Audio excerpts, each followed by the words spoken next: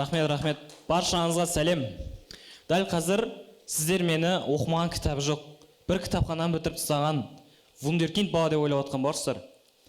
Жоқ, алайда олай емес. Мен жай ғана күнделікті, жүйелі 20 минут кітап оқу арқылы сол кітаптың өмірлік маңыздылығын түсінген оқушымын. Енді бізде бір сұрақ туындайды. Жалпы біз кітапты не үшін оқуымыз керек? Лицейге келмей тұрып, менің өмірім мүлдем басқаша еді. Мына кітапқа мүлдем жоламайтынмын. Оқыған күннің өзінде мен мүлдем түсінбейтін едім, іші не туралы отыр өзі. Және де осы кітапты бір өмірде көптеген жетістіктерге жеткен, былайша айтқанда өмірдің қызығын көріп тұрған адамдар ғана оқитын шығар деп ойлайтынмын.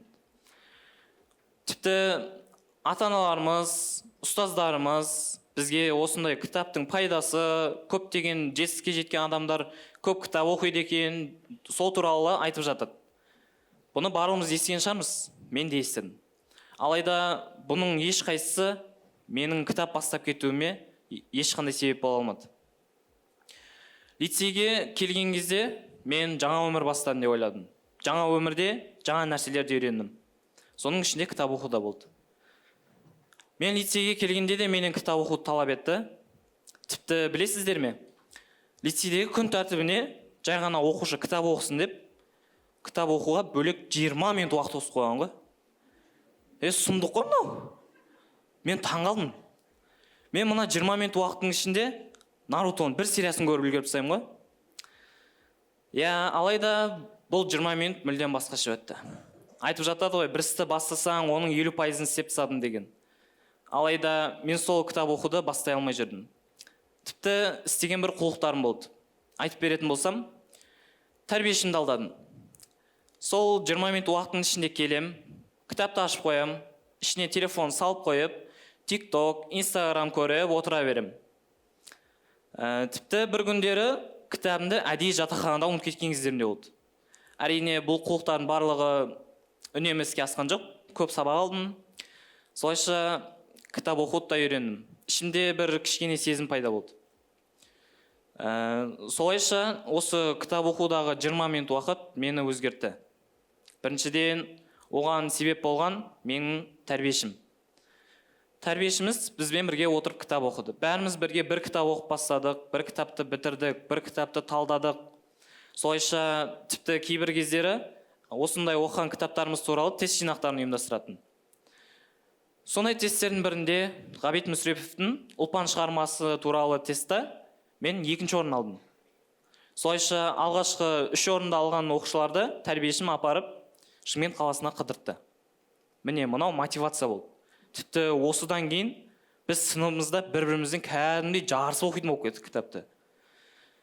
Тіпті мен өзімше намыстанған кездерім де болды. Қасымда сыныптасым мына кітаптың соңғы бетіне келіп қалған ош. Ал мен болсам әлі ортасында жүрмін. Мына бала қатты оқып кетті ғой деп қоямын. Солайша мен озуым керек деп, осы күнделікті 20 минуттан басқа бос уақыттарымды да кітап оқуға арнадым.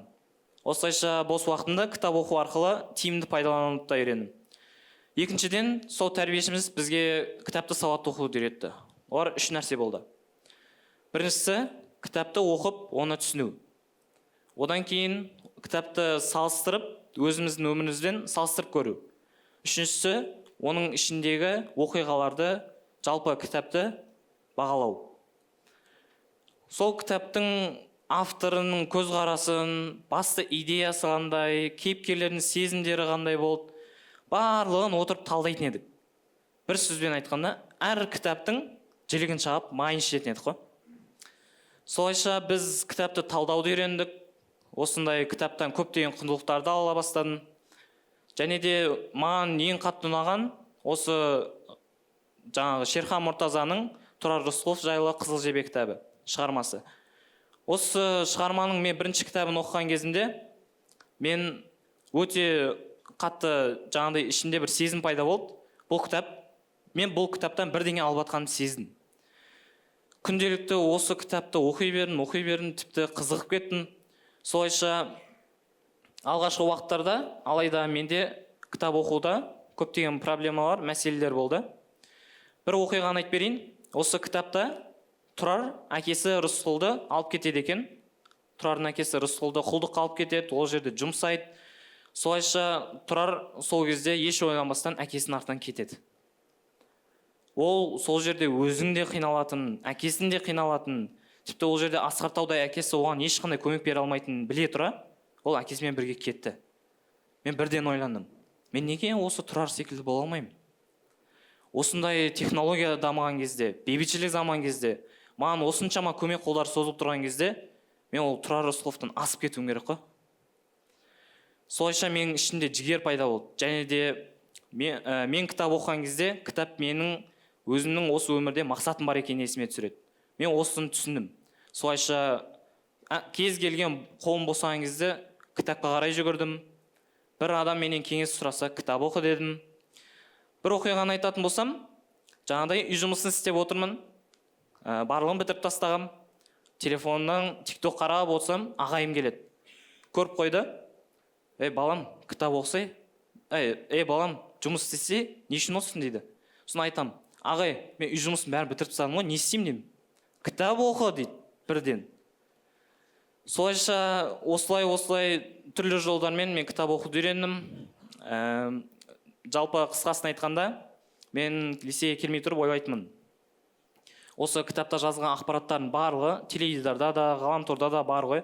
Маған кітаптың неге қажеті бар дейтінім. Алайда осы лицейдегі 20 минут уақыт маған мынаны түсіндірді. Мен ол теледидардағы құндылықтарды көзіммен көрем, құлағыммен естеймін, алайда жан дүниеме жеткізе алмаймын. Бір сөзбен айтқанда, дайын асқа тік қасық деген секілді ғой. Ал кітаптағы құндылықтарды мен оқимын және оны миыммен көремін. Оны өзімнің ойлау қабілетімді қосып, оның ішінде құндылықтарды бойыма тез сіңіремін. Міне, кітап оқудың өмірлік маңыздылығы деген осы екен. Сол үшін де кітапты оқу, онымен сырласу дейді ғой. Сіздермен бірге болған, осынша кітапты күнделікті оқитын белсенді оқырман. Баршаңызға рахмет.